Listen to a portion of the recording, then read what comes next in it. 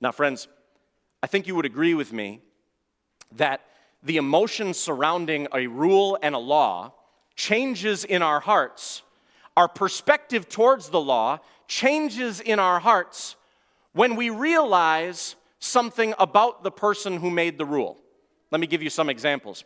When you're like 20 years old and you're driving your car, you're probably tempted to drive that car really, really fast, right? But then all of a sudden, when you're like 26, you look in the back seat and there's a little girl who smiles at you and she's sitting back there. You know that because she loves you so much, you want to start to drive that car a little bit differently because you don't want to hurt her, right? How about this one? 16-year-old girl. Dad makes all these rules. Dad says, you've got this curfew. Dad says you can do this and you can't do that. And initially she thinks to herself, man, these rules are really overbearing. But then she gets hurt by the guy. And then all of a sudden she realizes, man, Dad gave me those rules because he loved me. Maybe you're at work and you got a boss that maybe you don't like because they make rules for you, right? And you think, why are they making these ridiculous rules? But then all of a sudden, you see that your boss remembers what it was like to get hurt at the workplace. And now you say, man, he gave me that rule because he cared about me as his employee. Your perspective towards the law changes when you see that the lawgiver is someone who cares about you and loves you. Well, friends, you've seen that Jesus keeps the 10 Commandments for you. You see that he put himself under his own law because he loved you and cared about you. So now look how that changes your perspective when you look at the law. How about the 6th commandment? When before you looked at the 6th commandment and you said, man, this is not going to allow me to have fun in the world.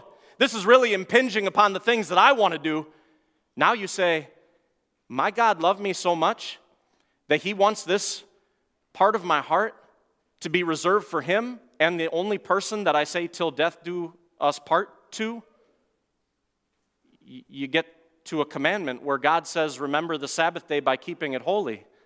And you start to think to yourself, you know what? God didn't give me that command because he wants numbers in a church, because he wants butts in seats, but because he's loving me, because he knows that I'm tired, because he knows that after a full week of work, I'm broken and I'm stressed and I need a place to go where I can have peace and where I can be assured of a better world past this one. And that's why he gives me that command. You look at commandments like the 8th, the 9th, and the 10th. And before you said, man, it would be really good to want what someone else has.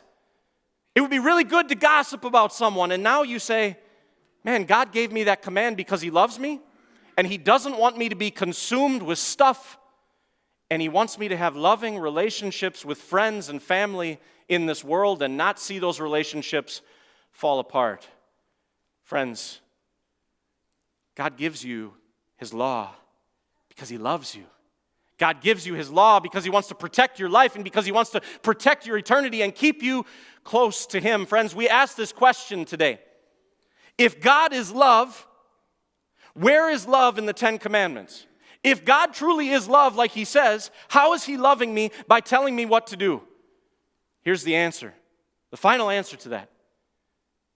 Before time began, Jesus Christ decided that he would love you so much that he would keep the commandments you couldn't. That's where the love is.